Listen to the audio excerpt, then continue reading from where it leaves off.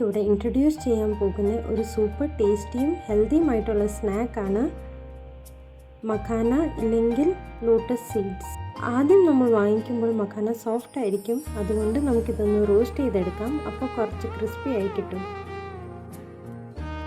പാനിൽ ഗീ ഒഴിച്ച് മഖാന നന്നായി ക്രിസ്പി ആയി വരുന്നത് വരെ റോസ്റ്റ് ചെയ്തെടുക്കാം. നമ്മുടെ മഖാന ക്രിസ്പി ആയിട്ടുണ്ട്. പാനിൽ കുറച്ച് ശർക്കരയും കുറച്ച് വെള്ളവും മെൽറ്റ് ചെയ്തെടുക്കാം. ഒരു കാരമൽ കൺസിസ്റ്റൻസി ആയി കിട്ടണം. ഇതിൽ ഇനി വെള്ള എള്ള് ചേർത്ത് കൊടുക്കാം. റോസ്റ്റഡ് മഖാന ഇനി മെൽറ്റ് ചെയ്ത് വെച്ചിരിക്കുന്ന കാരമലിൽ കോട്ട് ചെയ്തെടുക്കാം. നമുക്കിനി മഖാന ഗ്രീസ് ചെയ്ത് വെച്ചിരിക്കുന്ന പ്ലേറ്റിലോട്ട് മാറ്റാം. സോ നമ്മുടെ കാരമൽ മഖാന ഇവിടെ റെഡി ആയിട്ടുണ്ട്.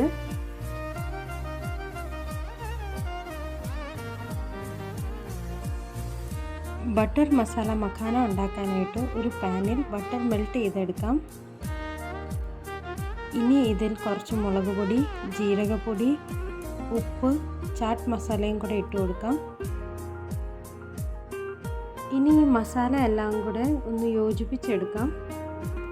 നേരത്തെ റോസ്റ്റ് ചെയ്ത് വെച്ചിരിക്കുന്ന മഖാന ആഡ് ചെയ്ത് മസാലയുടെ കൂടെ ഒന്നും കൂടെ മിക്സ് ആക്കി എടുക്കാം. ഇനി ലോ ഫ്ലെയിമിൽ ഇത് 2-3 മിനിറ്റ്സ് വരെ ഒന്നും കൂടെ റോസ്റ്റ് ചെയ്തെടുക്കാം.